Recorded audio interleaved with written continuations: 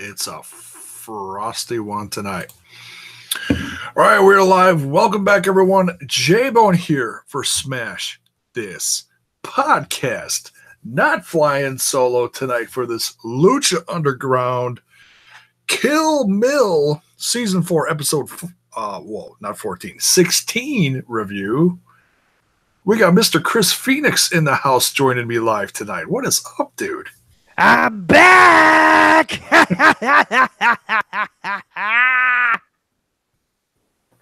Hell yeah, you are, man. Always welcome on this program when you can join me. It is always a pleasure. Muchas gracias, de nada. And quite entertaining at that, too. I try to do what I do, you know what I'm saying? I do what I do. Was that Enzo on crack? What was that, man?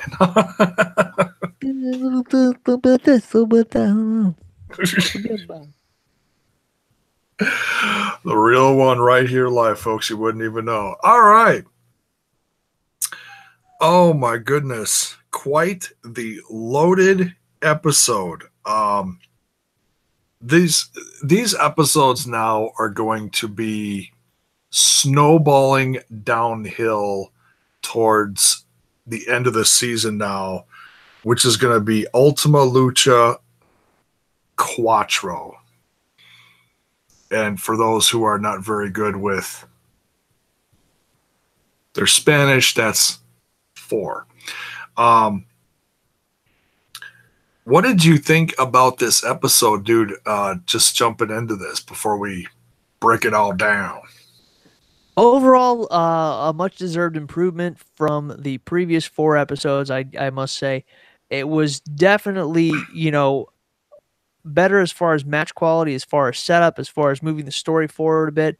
And impressive to see something that did not begin or end with any kind of backstage segments, but did have the action that we have come to expect from Lucha Underground. Yeah, it's interesting how as the episodes roll on in this season that the typical backstage segments where we would see something is actually now spilling into the temple, which I think has been long overdue.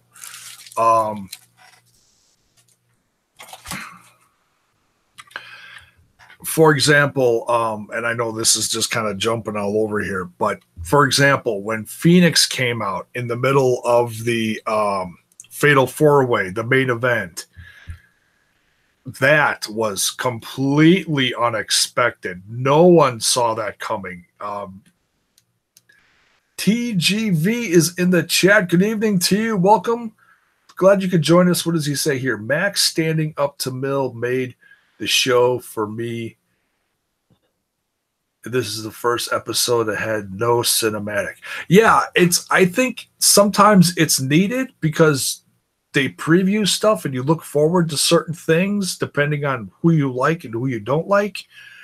But this one, like I said, this had a little bit of everything. But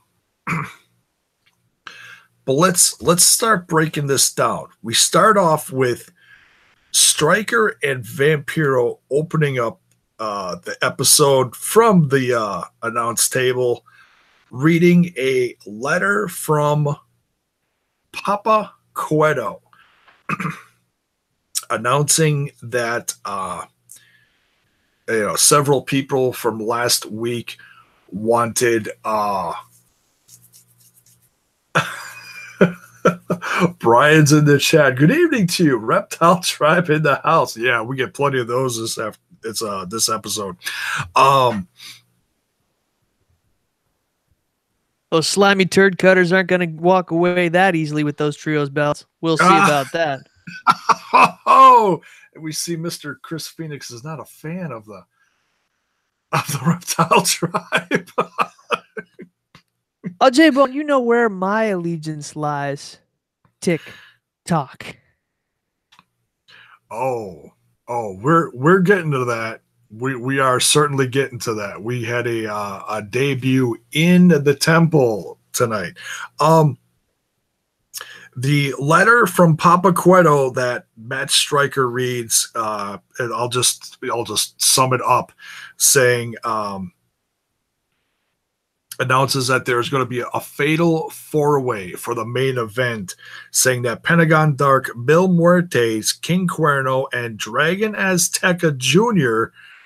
are going to be facing off, and the winner of this match goes on to Ultima Lucha Quattro to face Marty the Moth Martinez. Stryker then turning to Vampiro to get his thoughts on this, and Vampiro is just ignoring him.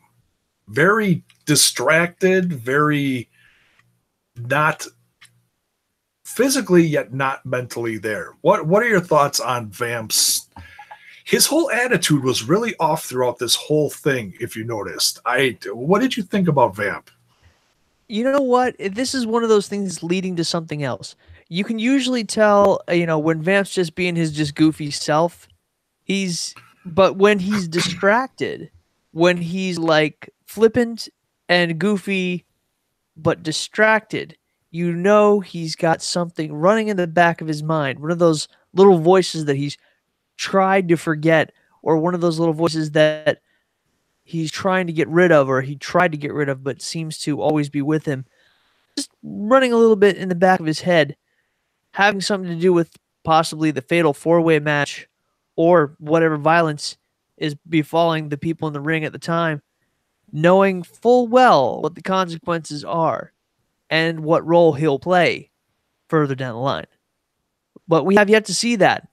And if any of the previous 3 seasons are any indication of what's to come, we have a lot to look forward to. Yeah, and that's the thing about Vampiro. He's been so back and forth between just doing his shtick with Matt Stryker, and then we see him in the back dealing with voices in his head or going full-blown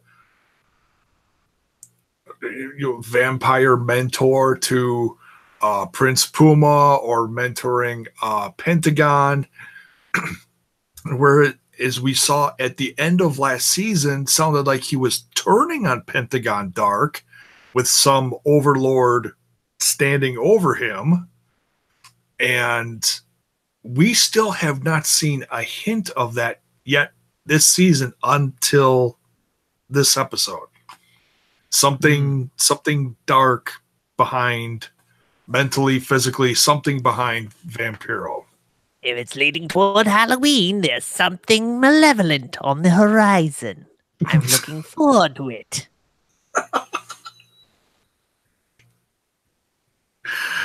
Love this guy. I love it whenever he's on. I never know what the hell's coming. I love it. So, yeah. So, and then thinking about what's coming and just listening to his attitude, especially towards things he was saying directly at Stryker, were like, I don't know, just a little more off than usual, Like, yeah, you all right? You all right, Vip? You take your meds today? How you doing there, Ian? How you doing down here in Mexico with Conan and all them? Huh? How you doing? Vam's all sitting there like, what? Oh, I'm sorry, man. What'd you say? He's just oblivious. Captain Oblivious. I thought that was my handle. But apparently in this episode, I beg to differ. Stolen. True that. But that's all right. That's all right. We leading into this first match after we got the showdown. It said, "Oh, what's gonna happen? This is what Cueto said is gonna happen." And then one of my boys, one of the underground, comes in the ring and starts running his mouth and telling the people what for, and saying, "This is what I want to do, and I'm not wrestling until Exolicious isn't here anymore, so I quit." Man, Jack, you think you know something. Guess what? Guess who was standing right behind you at the whole time? Antonio freaking Cueto. That's who was standing behind you the entire time. And guess what? Your ass does get to wrestle. And your ass is going to be a sacrifice to the gods. Yeah, that was pretty spot on. That was pretty damn good. I practice, I get a little bit better every time. He's good. He's good. The Mac himself, he has a certain intonation. I try to mimic that as best I can, but you can only do so much. But that being said, good old Jackie, he thinks he can run. He thinks he can run. He can run, but he can't hide. He can't hide. No. Matanza's coming for you, whether you like it or not. Out from the ice doors comes the monster, eyes wide with a hungry face. Those big hands grasping at the air as if it were Jack's flesh. And he was about to fucking choke slam him down the ramp, down the staircase. Jack runs. Jack hides. Jack can't get nowhere. Oh, no. Papa Cueto trips him at the last second coming down those stairs. So he's climbing into the ring. He's like, I'm going to outrun him. I'm going to outfox him. I'm going to be faster and smarter than him. I'm Jack Evans, damn it. But no. He's Matanza freaking Cueto. God of destruction and carnage. He's got you. 100% square in the middle of the freaking temple ring. Sacrificed on the Aztec medallion. You're done, Jack. You're done. And you disappear. Chris Phoenix making up for a lot of episodes of Smash This Podcast not being here. I try. Yeah, as soon as I saw Papa Cueto show up during Jack Evans' rant, if you will, I was like, I just kept saying, I said it like 15, 20 times in a row. I just sat up in my chair. I was like, oh no. Oh no. Yep. Oh shit. No, not Jack. Oh no. You know it was coming. Come on. He was absent. He's been absentee for like the last few weeks. He hasn't been doing jack except for like those couple matches he had with EXO. Got his butt whooped. But we knew it was coming. We just didn't know when. Tonight was the night. I assumed it was going to be at the hands of one Ricky Mundo. Oh, yeah. That's what I was assuming, is that he was going to start the lead up, picking one by one. But that's one now that Ricky doesn't have to deal with anymore. So, and I don't even want to see anything happen to the Worldwide Underground, but the way things are rolling this season and how dark this season has been. Mm-hmm. Oh God, it's coming. It's coming. You know what I'm thinking? You know what I'm thinking though? What do you with think? With Jack absent, I mean, wouldn't there be an open spot for Ricky on the main squad? Don't you think that Ricky would ask his way in and say, well, since Jack got sacrificed, doesn't that open up a spot on the squad? Can I take Jack's place? And what do you think is going to happen? What do you think is going to happen? My money is on that he's going to say, hey, we already have somebody on the spot. Joey Wrestling just joined. And he's still not going to let Ricky in. Except Joey Wrestling's gone too. No, see what's going to happen in that scenario that you're talking about is Johnny Mundo is going to say, "Hey, get the hell out of my bedroom. I'm busy with the missus." Oh! Why would he interrupt? Because Ricky's awkward like that. He's not thinking straight lately. He'll just walk in and, Ty and him will be honeymooning it up. Honeymooning it up. Well, I don't know if they can officially do that because on on that episode, Famous B never said man and wife. He said, "What the hell is that?" So by all technical accounts, they're not officially Lucha Underground married. But yeah, we'll fudge the details. We'll see if that works out. It's the temple. They fudge stuff all the time. Look, half the roster is fudged up by Matanza for crying out loud. Oh yeah. They're just fudge them bye-bye. Yep. So rest in peace, Jack Evans. I put a little frowny face in my notes. Matanza's just on a roll. What is it, 7, 8? Yeah, give or take, yeah. It's unbelievable. I'm going to have to, one of these days, actually come up with the list and count them up. Do a special tribute.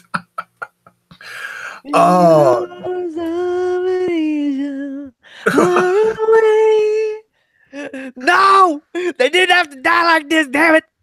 Not like this! They're gone! They all go! They all gone! Wow! Matanza gonna swallow the whole damn temple! He gonna swallow the damn temple! He gonna swallow the whole roster up! Sacrificing the god! Oh, God. Next, we have a trios championship match. And this is interesting. Yes. Yeah. The episode just gets weirder and weirder. We got the champs, Daga, Cobra Moon, and Jeremiah Snake. Looked like a zombie out there. Yeah, he looked a little more off this episode if you looked at his makeup and mannerisms. Mm-hmm. Very similar to, well, I shouldn't say similar. Well, similar to Phoenix, not as off. Jeremiah looks more like a decaying zombie, whereas Phoenix looks like a possessed mortal. Yeah, he's not decaying away, where Jeremiah Snake actually looks like he's becoming part of the Snake tribe and decaying at the same time. Yeah. That makes sense. TGB says, I'm surprised that Crane/Snake didn't go after Evilise since she was the one who put Crane into the funerary box and coffin. Mm-hmm. Yeah. Yeah. Well, they had a real quick little facing off during the match. It didn't amount to a whole lot, but the reptile part of his brain understood who that was and what she had done to him, but the conscious part of his brain wasn't able to move fast enough to counteract the attack that she gave him. Yeah, you got to think if you're thinking dead risen, there's a whole part of Crane that's gone, and what Brian says he's a snake zombie. He forgot about her. That's right. It's spot on, Brian. Thank you. You know what's going on. There's a special reason why Brian knows what's going on. I'm not going to get into it, though.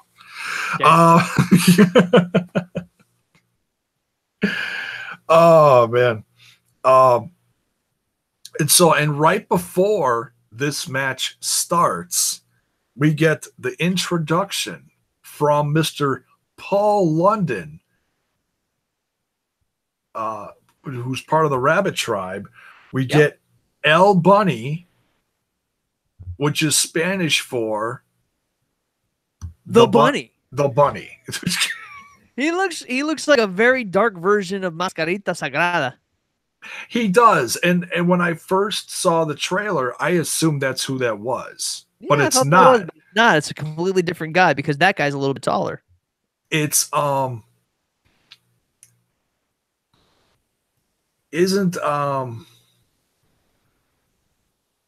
trying to think who were the minis in WWE a couple years ago.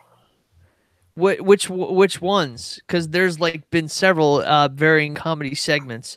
Well, if you're thinking of the juniors division, That's a different story altogether. I completely forget all the junior division participants except for some reason Super Chunti.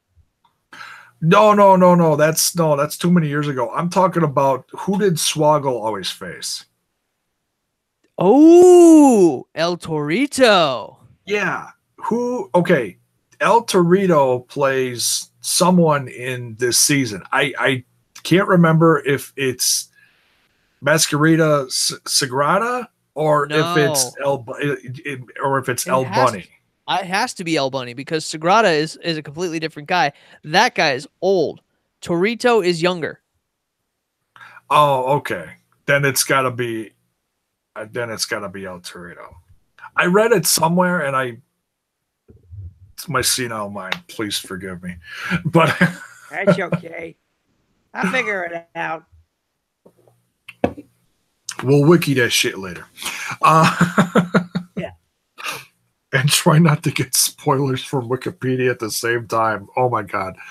Never, if you're a Lucha Underground fan, never go to Wikipedia. Seriously. I found that out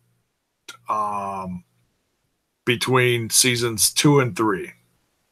Oh my god. Never again. Because I was looking up something about Phoenix and Pentagon, and I was like, oh, they're brothers. Oh, how nice. Oh, so and so became Lucha Underground champion. Oh crap! That hasn't happened yet. Oh crap! I read too far. Too bad, so sad. Bye bye. Right. So so we get El Bunny, and then the introduction of TikTok. Holy, yo, you ain't gonna believe this. What's that? It is. We were right and we were both wrong. El Bunny is Masquerita Sagrada. Oh, it is? Thank you to our fine friends in Germany from CageMatch.net for revealing this wonderful bit of fact. That is interesting. Yeah, right? Huh. Because the way they cut it together, the way they edit it, you wouldn't know from looking at it. But you look at them now, and you see how they're standing, their stance and everything. It stands to reason that both of them are the same guy. And lo and behold, we were right and we were wrong. They are the same guy. I could have sworn they were both different. I thought I read that somewhere. Oh well. Well, there we go. It's not on Wikipedia. I can tell you that right now, and it is on Cage Match. And for better or worse, Cage Match has much more reliable information when it comes to past wrestlers or current wrestlers, for that matter. Yeah, that's true. God knows that. God also knows that somebody already added something about Lana to Milwaukee's history on Wikipedia, for crying out loud. Oh, it's happened. Oh my God. Yeah. Not even going to get into that. Okay. So we get the debut of the White Rabbit in the temple. Finally. After 3 years. Yeah. 3 years of waiting in the dark. He's a hungry mother trucker. We've been waiting for him forever, and we finally got some Killer Cross in the temple. Hell yeah. And they just watched the whole match go on. And the match itself was good. I'm not, no major highlights are coming to mind, but it was a good match. I think Exolicious, Evilise, and Joey actually do make a darn good team.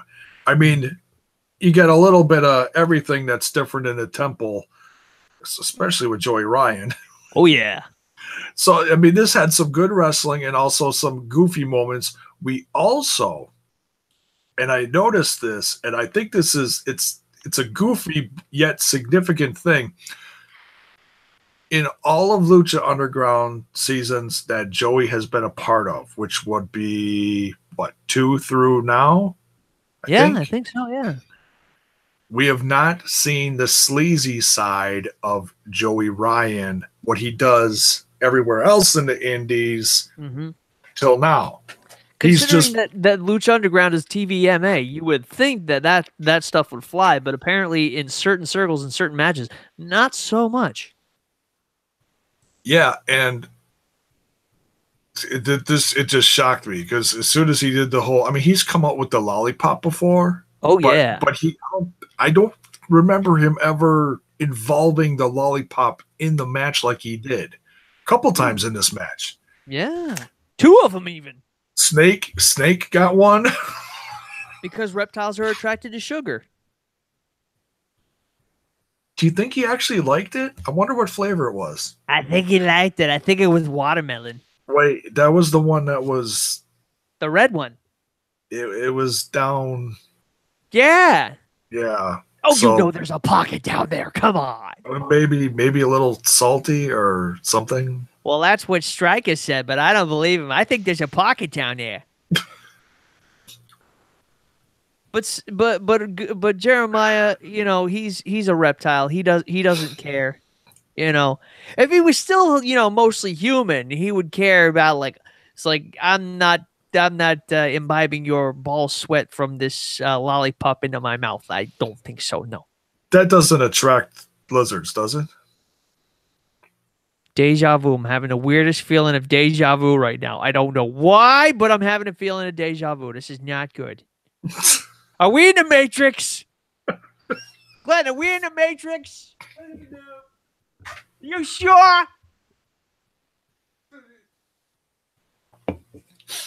Said He said no. We're not in the Matrix, but I feel the deja vu. I swear to God. Yo. G-Rod. Yeah. Tell him hi. Jaypa says hi. Hi. But no. Reptiles love salt. Reptiles love sugar. And I think that Jeremiah, in his sixth sense of humor, does not give a damn one way or the other, whether he's reptile or human. Yeah, he wants a lollipop. Who doesn't want a lollipop?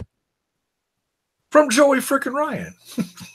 I mean, I'd rinse it off with water before I had it, but yeah, sure, I'd take a freaking lollipop from Joey Ryan. Oh no, you would just take that thing just as is. I'd take it, I'd rinse it off with water, and then I'd have it. That's from Joey Ryan. He's the greatest dick wrestler alive. Oh my goodness. He is something else. Father Evan Truth is in the chat. Woohoo!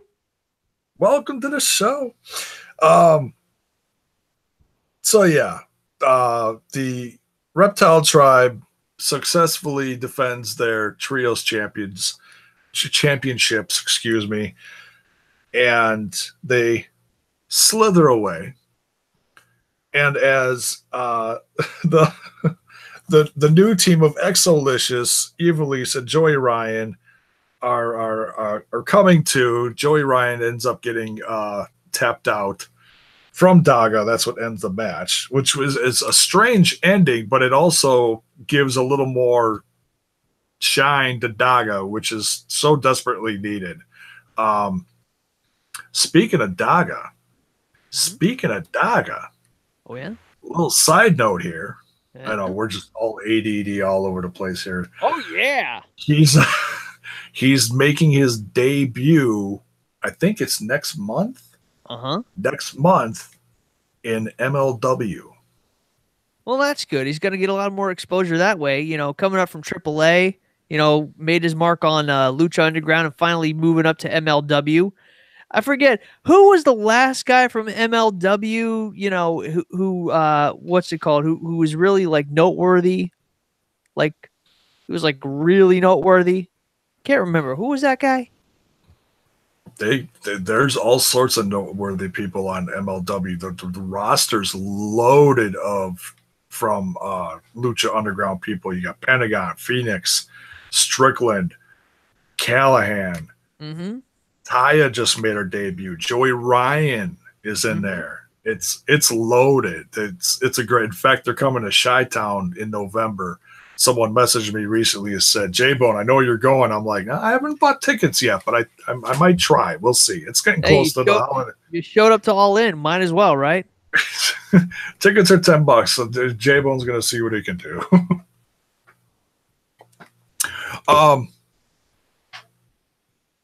So yeah, Paul London and L Bunny, which stands for the Bunny, start attacking this other team of Joey Evilise and Exolicious. And the White Rabbit is just standing in front of all of them as they're getting choked out on the bottom rope. And he just says, tick tock, tick tock. He's so imposing, he doesn't have to do a damn thing. He just stands there and says tick-tock. Just menacing. Yeah. Presence. And apparently just got something over on the whole crowd, too, because they're all going tick-tock. When Cross chants tick-tock, you chant tick-tock. That's right. This is true. We learned that, didn't we? Yeah, that's right. Just got darker and darker, and then we're like, yeah, absolutely, yeah, you got it. So we might see the Rabbit Tribe versus the Reptile Tribe by the end of the season, getting some trios gold. It's gonna be fun. We'll see. Next, we get a 2-on-1 with nunchucks included match with Aerostar and Drago versus Jake Strong. Oh, it's a handicap match, but which direction is the handicap going? It's Jake Strong has been on an unbelievable roll this season. He's undefeated, isn't he? Far as I know, he's beating the hell out of everybody in there. Every single match he's had, he's destroyed everyone and broken pretty much everyone's legs, including by the end of this match, ends up breaking Aerostar and Drago's legs, just snapping them. This guy breaks legs like Pentagon breaks arms. Oh my God. The Bone Breakers. Together they'd be unstoppable. I just thought of something. What? I shouldn't foreshadow because this is Lucha Underground. You never know what's gonna happen next. What if? Nah. Well. What? What is it? What if Jake Strong Uh-huh. ends up going undefeated all season, no matter what type of matches he's in against anyone? Ooh. I foresee 3 obstacles he must face and overcome if he is truly to remain undefeated. The first, his rival in breaking of bones, Pentagon Dark, to face in a submission match. Secondly, he must face the monster Matanza Cueto in a sacrifice to the gods match and win. Thirdly, and foremost, if he is truly undefeated, he must face the Lucha Underground champion, whomever it may be, and claim the belt for his own. Do you foresee such things happening? I'm not sure if I do. Not this season, at least. He just got here. Well, we know because of the main event who is facing Marty the Moth at Ultima Lucha Quattro. Indeed. And that is Pentagon. So Pentagon's facing, and I know I'm skipping forward to it. We'll talk more about it. Pentagon's facing Marty the Moth in what we could assume is the main event. What?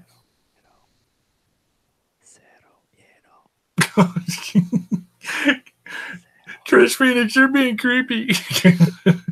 I hear that in my ear. El Miedo!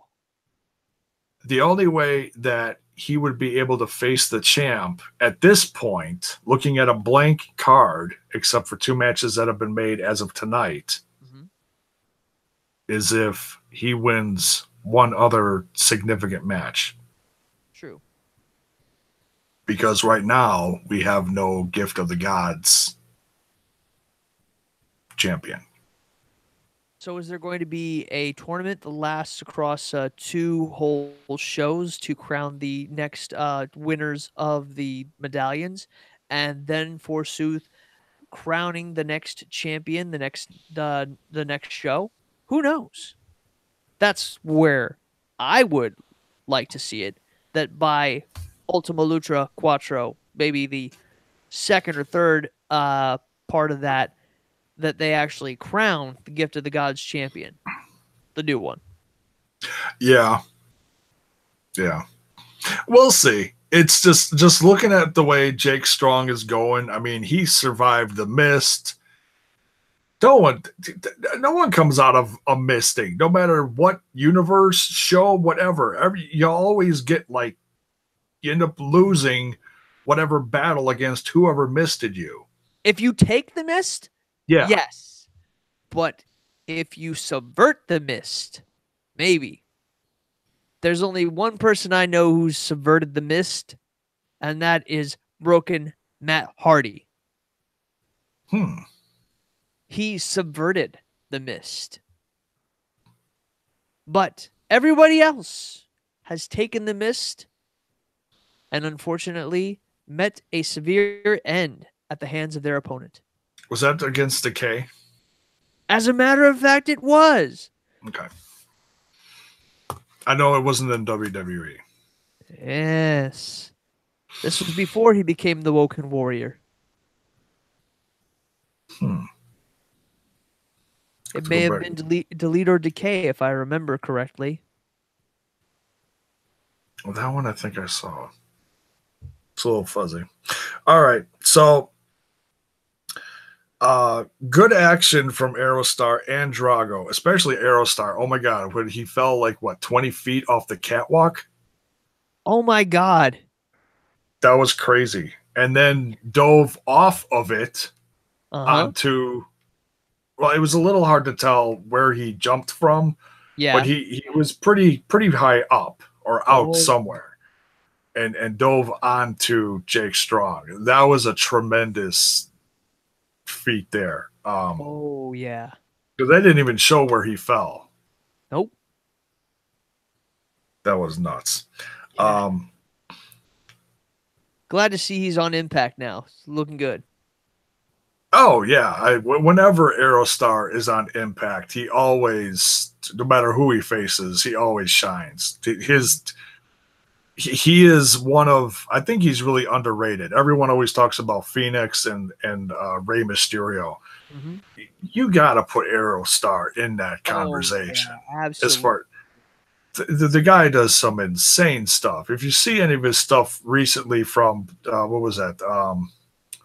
It was one of the bigger AAA shows. He dropped from 40 feet in the air down to the ring. It was ridiculous. It wasn't Triple Mania, was it?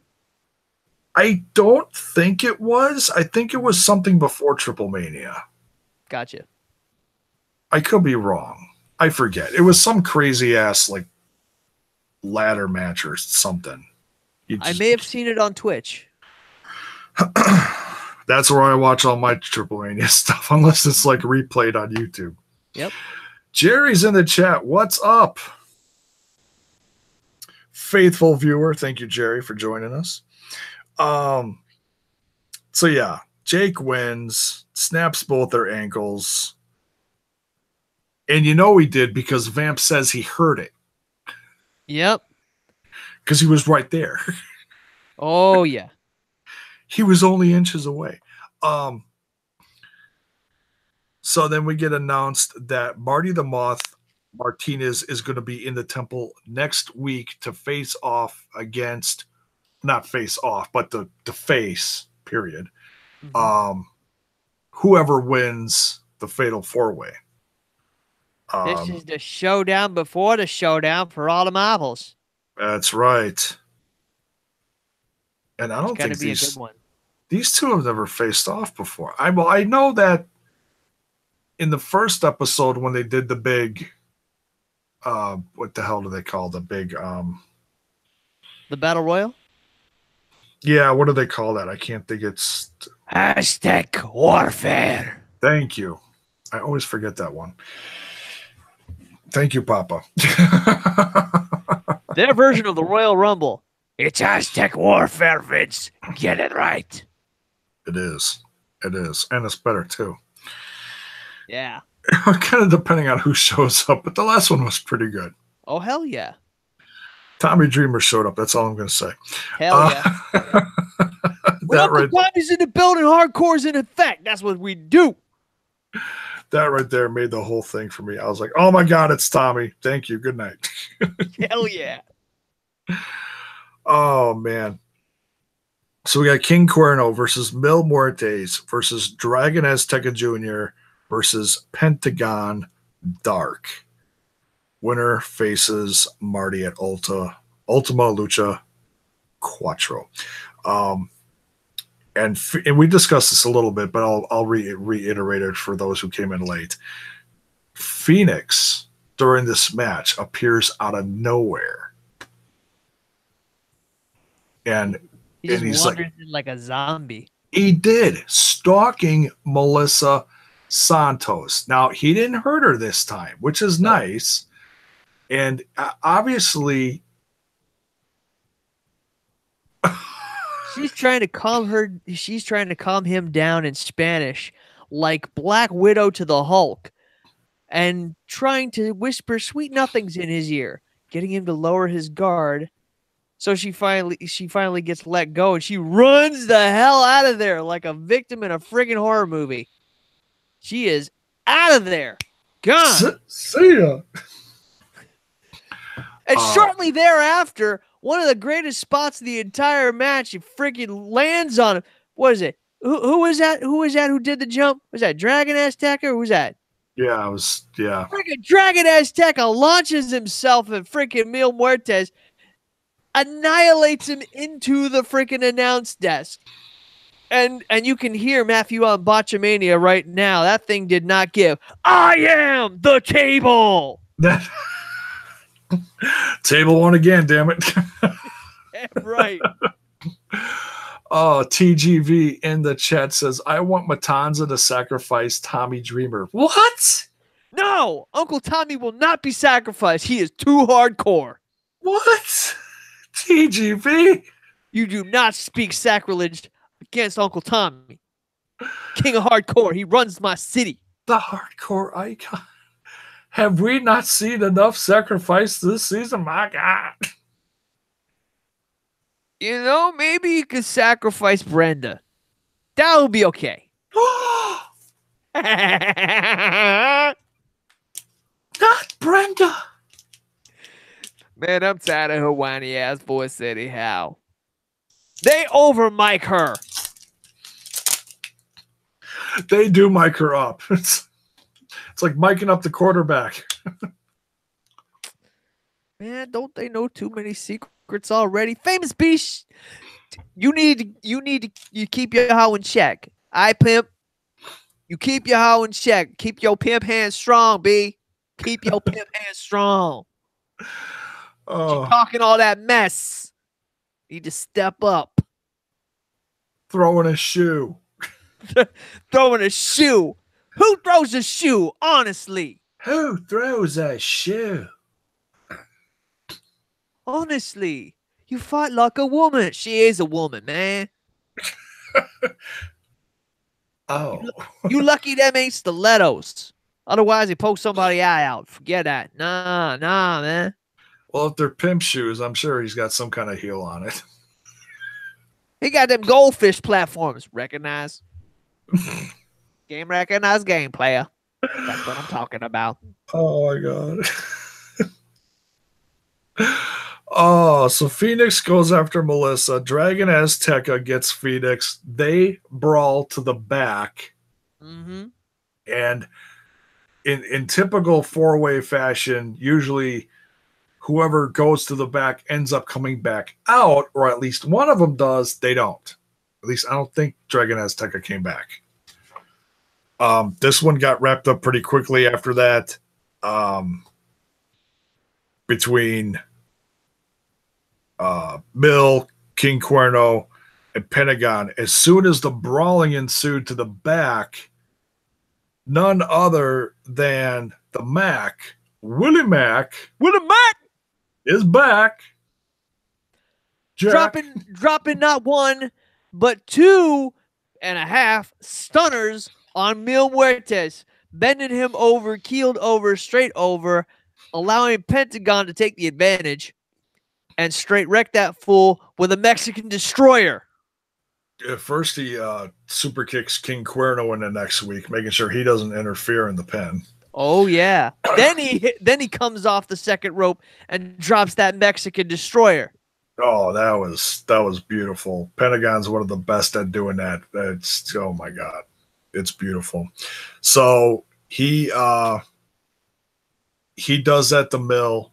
Match is done, aka Kill Mill. That's right. Pentagon celebrates to the back, and Mac gets back in the ring, standing over Pentagon, informs him quite bravely, I might add, Indeed, that he's not scared of him anymore.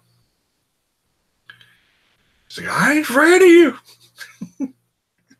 I ain't afraid of you, motherfucker. that's right. Rest in peace, mother. Whoop. Oh, man. My wife was sitting next to me when he said that. She goes, oh, they let him say that? I'm like, honey, this ain't the E. That's right. Vince would never be caught with unawares with that kind of language running roughshod on his show. No, Michael Cole. The worst thing that ever got uttered in the last decade was CM Punk dropping a pipe bomb about his stupid son-in-law. Yep. You know what? The whole time Willie Mack was dropping that knowledge on Mill, I was thinking, Undertaker Kane. When's he going to sit up? And it didn't happen. No, it didn't. He didn't sit up, grab his neck, dude. No, this was Mac's moment. It was beautiful. You know what? I was hoping that just to see Willie Mack, like, just to see him there, just lying out, rocking that line from Chris Rock on Friday. Mill, you just knocked the poo out.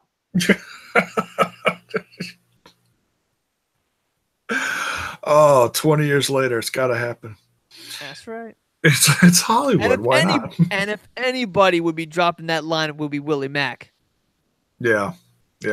So in the process of this little him stepping up to Mill, who's laid out, challenges him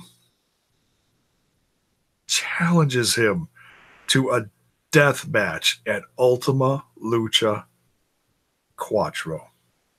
That is a brave man right there. I honestly don't know if Willie Mack has ever been in a death match himself, let alone facing off against Mil Muertes. Well, Willie Mack is the House of Hardcore Twitch TV champion. Woo! So we know Mac is tough, even though that's in another universe. Yes. But we know Mac's been through a lot over the last few seasons, facing off with this person and that person. He's never gone to war like Dante Fox and Strickland, but he's made the Lucha Underground Temple fans proud. And he's a hometown guy. Oh, yeah. So that right there is, this is Mac's temple. No matter who Mac faces, he's got the home field advantage. Indeed he does. So, yeah, I can't wait to see Mill versus Mac, and it's going to be a perfect conclusion to the season for these two who have gone back and forth here and there throughout the season. It's another perfect example, and I've talked about this before, but it's been a while. Styles is in the chat. Good evening, Styles. How you look at a feud that's gone over the course of, say, a majority of a season, not any season in particular, just any Lucha Underground season. Mm-hmm. And they book it so well so that when it's brought up again, you're not like, oh God, this again? It's not like a best of 18 series where like every episode it's beat to death every week. Mm-mm. No, they skip a couple, 2 or 3 episodes, and then they come back to it. So that when they come back to it, it's like, oh, yeah. That's right. So this is just another perfect example of that. And they're not going to, so we're going up to like episode 20, 21, 22, somewhere in there. Somebody tell Road Dogg, this is what effective booking looks like. Oh, you didn't know? Shit. Yeah, his ass better call Robert Rodriguez.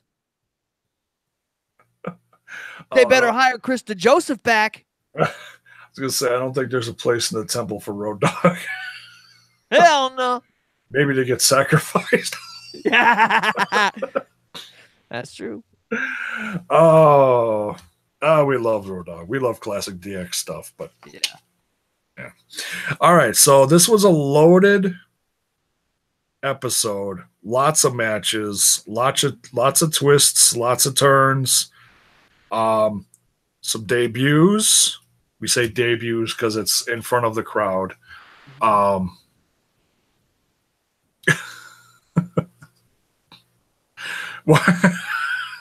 TGV, why are you shouting? I don't know. Why are you shouting? Don't shout at me. I didn't do it. I'm sorry. Okay, all right. Phoenix is drunk. We get 2 matches that are set for Ultima Lucha Quattro. Yeah, like I said, these next few episodes till the end of the season are just going to snowball now, and I can't wait. It's going to get good. It's going to get good, folks. And I can't wait to see Marty's debut with the Lucha Underground Championship next week. We'll see if he's got a certain Black Widow at his side. Ooh. That's the name I made up for her because that's what Marty called. Marty. Striker? Matt Stryker called her last week at the end of the episode. Uh-huh. But I don't think that's her name. We'll see. We'll see. I haven't wikied that yet. Nor do I plan on doing it. Oh, so any final thoughts on this one? You seem to be much more happy with this episode. This episode was definitely a must-see episode. It is definitely building something towards the future, especially towards Ultima Lucha Quattro. Very good matches, very good action, very good story building this time around. Not just any kind of filler just to build toward the storylines, but actually building towards the climax. And that's more of what I like to see on Lucha Underground. Despite the fact that there was no cinematic this time around, it was still a good story being told, and it's making me look forward, as always, to our next episode of Lucha Underground. Number 17. Yeah, and like I said, this episode, the cinematics actually spilled into the temple a little bit this time, so that was cool. Which it's been a long time coming since they actually did stuff like that. This season, they've done it a lot, actually, especially with the sacrifices and whatnot. So, So yeah, that's it for this one. Tune in tomorrow night for my Impact Wrestling review. And I'm going to be getting together with a certain someone. Not going to tell you now. I'll promote it later. I'll be guesting on another podcast that'll probably be up, I'm guessing, next week. Soon. So we'll promote the hell out of that when it gets closer to that.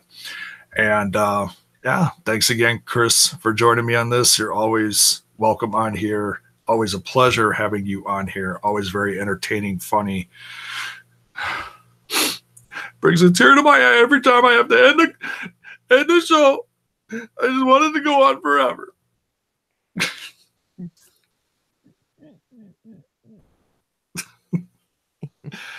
Oh, man. So, all right. For this guy, I'm J-Bone for Smash This Podcast.